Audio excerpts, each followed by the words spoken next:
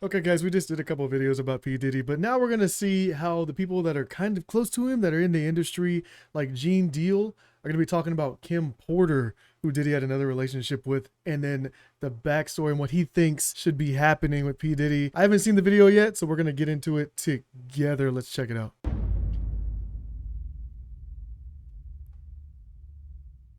After the video came out of Diddy attacking Cassie, you got a lot of people that feel like Diddy, he probably has something to do with Kim Porter death, and they want the police to reopen her case. How you feel about that? My man, I wish, for the sake of Kim's family, because bruh, if you know what I know, he put Kim in a gold casket, then has security, 24-hour security at the funeral home, so nobody would go in there and touch the casket or take Kim out of there. I think that they should reopen our case and have an independent pathologist look at everything about her so she can rest in peace. So I know people, paperwork, and this other young lady on the internet, they are spearheading the reopening of Kim's case. And I hope they do. How you feel about that personally? What do you think happened to Kim Porter? Well, personally, Yeah.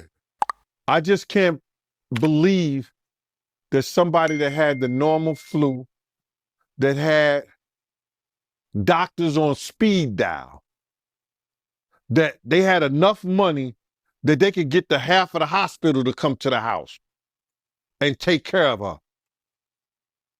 that she died of just ammonia like that. And if you get that point where you can't breathe, and if you know you ever had a cold so bad, I had COVID and I couldn't breathe, but I still made it to the hospital on my own. I can't believe that she stayed in that house, laid in that house, and died like they said she died. So my personal opinion is that somebody needs to reopen that case, and there needs to be a person that can do an independent autopsy to tell us the truth about what really happened to Kim Porter. When I first heard of Puff violence towards women, and like I told you, I was told this and I heard this. You understand? I used to live right across the street from Eddie F. in Mount Vernon.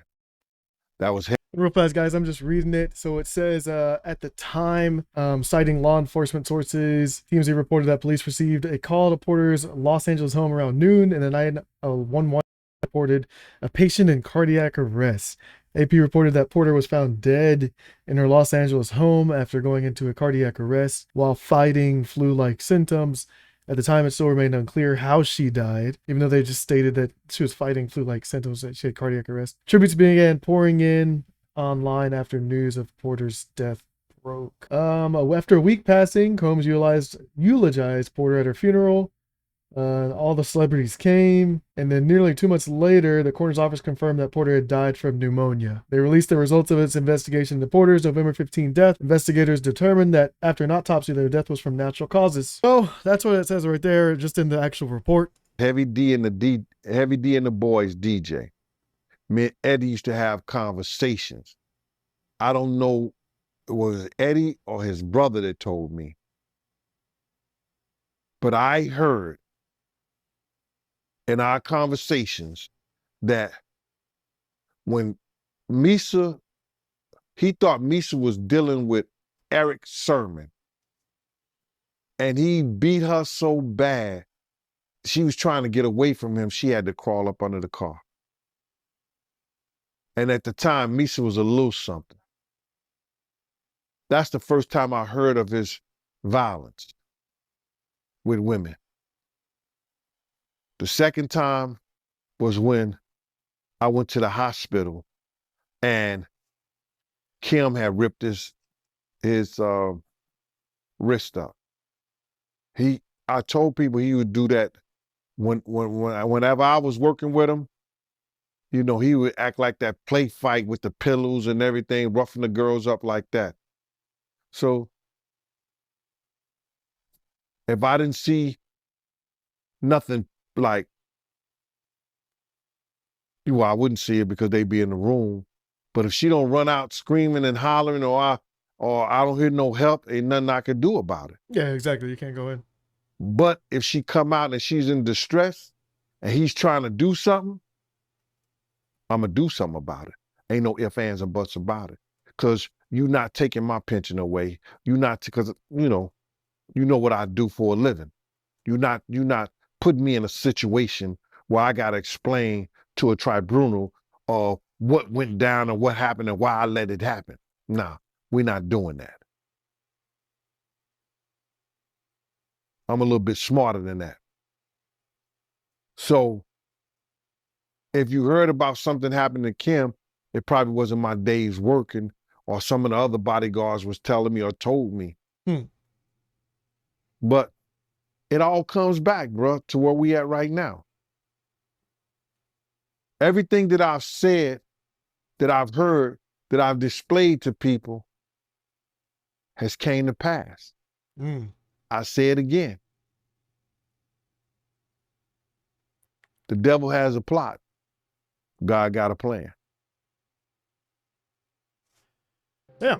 So that's interesting. Yeah, because he just had multiple stories of Diddy doing crazy things, as Diddy does.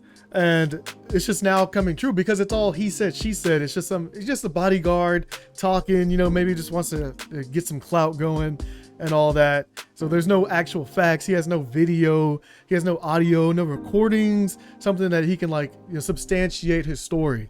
But now with the other leaks coming out, there's substantiation happening. There's some truth flowing out that people can actually go back to and be like, no, she wasn't lying. This wasn't he said, she said. Here's actual video proof.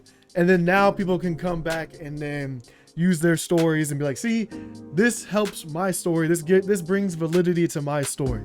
Not that it needed to, but in these days and times, a lot of people are trying to, strive for clout. They're trying to go for clout or whatever. But when it's somebody that's saying like, hey, I'm a victim, there's a lot of victim blaming going on.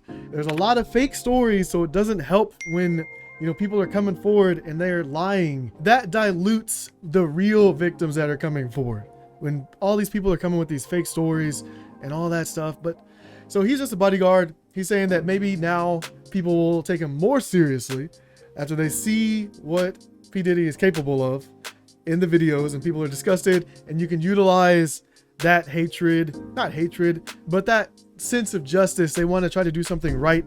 They want to try to come and help, other women that are, there's other videos that still haven't come to light. And Diddy says he's going to be a man. He's taking full responsibility, but he's probably not going to, right? So he's trying to push for that, and then trying to go back in time and see if there's maybe some stuff that people missed before, even though we just got through seeing that the coroner said that she died of natural causes. So he's like, maybe you should dig a little bit deeper. Now more evidence has come out. Let me know what you guys think, and I'll see you in the next video. Peace.